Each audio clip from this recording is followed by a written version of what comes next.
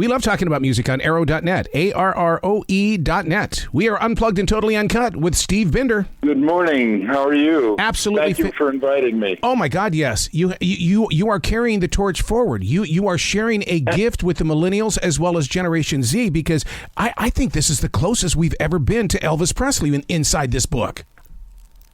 Well, I was kind of an outsider myself until I actually did this particular special, and it turned out to be, one of the great experiences of my personal life. And just to realize we're here still talking about it is pretty amazing. When I started in the business and I decided to make a very eclectic career of doing different things practically each time out, different types of shows, and from drama to variety to you name it. And I just never had any expectations that people, years later would be seeing my early work. And, it's all happened. And I have to thank the technical technicians who made the quality of these shows back when I started my career in the late 50s, early 60s, that we can sit there and enjoy them. And when I looked at the Elvis comeback special, it was, sometimes in your life you get the feeling, did I do that? and it's as if I shot it last month. I mean, it just doesn't feel dated in the least. I mean, he comes alive, and for people who never saw Elvis Presley, they're seeing something that only happened once in his lifetime. I kept hearing about all this sense of humor and charisma, and when he was kind of loose and on his own. But all I had seen is he did, 20, some were pretty decent, some were pretty terrible movies. Mm-hmm. And he had spent 2 years in the Army, and the one time I did get to see him, and I thought he was more treated as a novelty act than he was as a serious rock and roller. Yep. And eventually, acknowledged by his peers as the king of rock and roll. Deservedly so, in my opinion. It was really a case of, in the early Ed Sullivan appearances where he was with his original trio, he was the only time the authentic Elvis that we really got to see. After that, it became, other people's scripts and songs and what have you that he was kind of forced to sing and perform by Parker. Would you say that your TV special in 1968 on NBC, that you gave us the more brilliant picture of the artist and not necessarily the icon? Because when I go back and I watch that, it's like, oh my God, there was more to him than just shaking his hips. Absolutely. And what was amazing is on the 68 special, and I talk a lot about it in my book, there was no planning whatsoever. My writers, when they heard I was doing this acoustically, they ran off and wrote a script for his improv, and I said, guys, we're not going to use this at all. I want Elvis to be real. I want it to be authentic. I didn't even go to the bother of giving him a rundown of what songs to sing. I don't know any artist that could have just, cold walked into an audience, packed audience, and just improvised for what turned out to be almost 2 hours. And I think he forgot he was doing television. I think he was doing what he did at home for fun with his buddies. And the incredible stroke of luck, and it was Elvis's suggestion. He said, if I'm going to do this, why don't you call Scotty Moore, my original guitarist, and DJ Fontana, my original drummer, and see if they'll do this with me. What I had not known at the time was they were totally estranged from Elvis because of Colonel Parker. Yep. And when the Colonel decided to take Elvis solo, he dumped ungraciously both DJ and Scotty, and they hadn't seen or talked to Elvis since. And there was a lot of anger involved when I spoke to him originally, but they agreed to do it for Elvis, not for Colonel Parker. And after we finished the 68 special, from what I gather, they never saw each other again, both of them. Oh, man. And it was... Pardon me? I'm shocked. I did not know that. I always thought that they stayed friends and they grew from it and everything like that. This is the first I've heard of this. Yeah, it's the truth. I stayed close.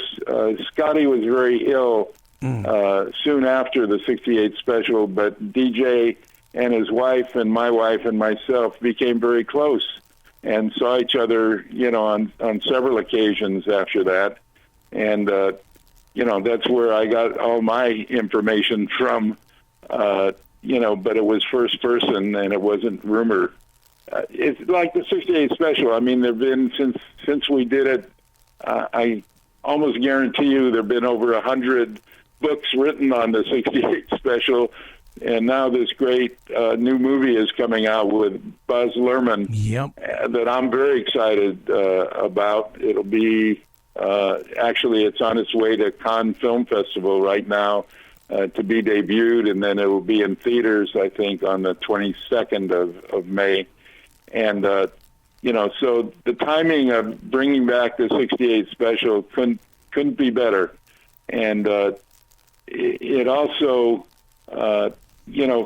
I've seen and read so many rumored stories about what happened while we actually made the 68 special that are so far from the truth that I kind of wanted, at the very least for my family and Elvis fans, to kind of set this record straight, since my memory was so fresh when I started writing it.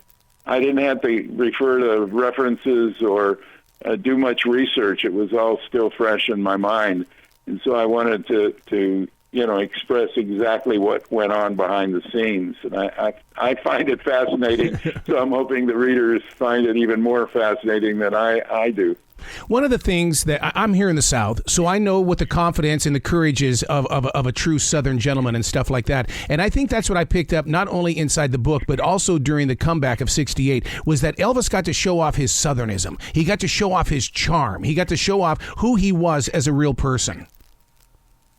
Absolutely. And with all the production that we put into that special, with all the singers and dancers and beautiful sets and costumes, nothing compared to when he sat down with Scotty and DJ and just truly from scratch improvised. I mean, I never even gave him a rundown to follow. I mean, it was all, at the very beginning, and you'll find out in the book that Elvis panicked and he didn't want to even go out there right before Bob Finkel, our executive producer, and a local disc jockey were warming up the audience to prepare them to see Elvis for the first time. And Elvis called me into the makeup room where he was. He cleared everybody else out, and he said, "Steve, I can't do this. I don't remember anything that I did." And I said, "Elvis, I don't care. I've never asked you to do anything that you didn't want to do." And that's the truth. And I said, in this particular case, you've got to go out there. I don't care if you go out and say hello and right away you say goodbye and you leave the stage and come back, but you have to go out there at least and meet this audience. And he did. And the rest, the old cliche, the rest was history.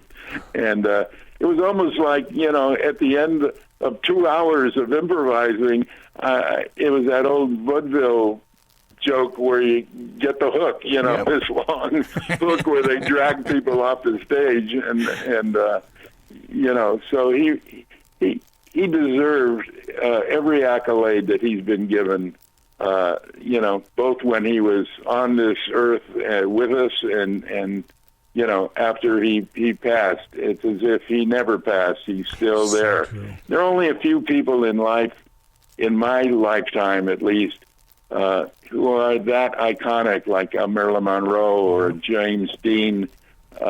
Elvis is and will always be remembered, hopefully, not just 50 years from today, but more like an iconic figure like a Brahms, Beethoven, what have you. The Beatles, they'll be remembered for generation after generation. Well, I can't thank you enough for this conversation, for this book, for what you did in '68, what Baz Luhrmann is doing. This whole entire thing is a great ball of energy, and I can't thank you enough. Well, I can't thank you enough for inviting me to talk about Elvis, and I appreciate it very much. Well, you be brilliant today, okay, Mr. Steve Binder? I appreciate it very much, but I had a great team around me too, and it's never one man unless you're an artist and go to your attic and paint something. But I just had great input from my team. We had done a couple of specials previous to that, one with Petula Clark and Harry Belafonte, another with Leslie Uggams, who was starring on Broadway at the time in Hallelujah Baby. And we knew her from the Mitch Miller Show and the Bouncing Ball and Sing-Along with Mitch Miller.